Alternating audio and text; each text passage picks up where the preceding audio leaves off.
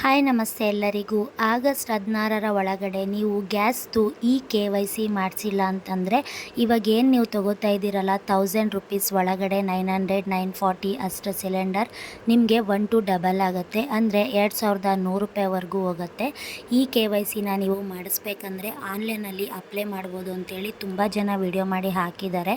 ಆದರೆ ಕೆಲವೊಬ್ಬರಿಗೆ ಅದು ವರ್ಕ್ ಆಗಿದೆ, ಕೆಲವೊಬ್ಬರಿಗೆ ವರ್ಕ್ ಆಗಿಲ್ಲ, ಕೆಲವೊಬ್ಬರಿಗೆ ಆಧಾರಲ್ಲಿ ಐ ಸ್ಕ್ಯಾನ್ ಕೂಡ ಆಗಿಲ್ಲ. ಇದಕ್ಕೆ ನೀವು ತಲೆ ಕೆಡಿಸ್ಕೊಳ್ಳೋದು ಅವಶ್ಯಕತೆ ಇಲ್ಲ. ನಿಯರ್ ಬೈ ಗ್ಯಾಸ್ ಏಜೆನ್ಸಿಗೆ ಹೋಗಿ ನೀವು ಗ್ಯಾಸ್ ಬುಕ್ ತೊಗೊಂಡು ಆಧಾರ್ ಕಾರ್ಡ್ ತೊಗೊಂಡು ಫೋನ್ ನಂಬರ್ ಯಾವ್ದು ಗ್ಯಾಸ್ ಬುಕ್ಕಿಗೆ ಕೊಟ್ಟಿರ್ತೀರಲ್ವ ಅವರೇ ಹೋಗಿ ಅವ್ರ ಫೋನ್ ನಂಬರ್ ತೊಗೊಂಡು ಹೋದರೆ ಸಾಕು, ಆರಾಮಾಗಿ ನಿಮಗೆ 2 ನಿಮಿಷದಲ್ಲಿ ಮಾಡಿಕೊಡ್ತಾರೆ.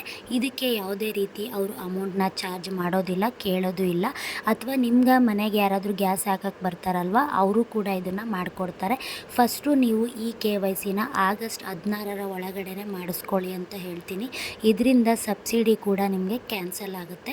ದಯವಿಟ್ಟು ಇದನ್ನು ಬೇಗ ಎಲ್ಲ ಮಾಡ್ಕೊಳ್ಳಿ.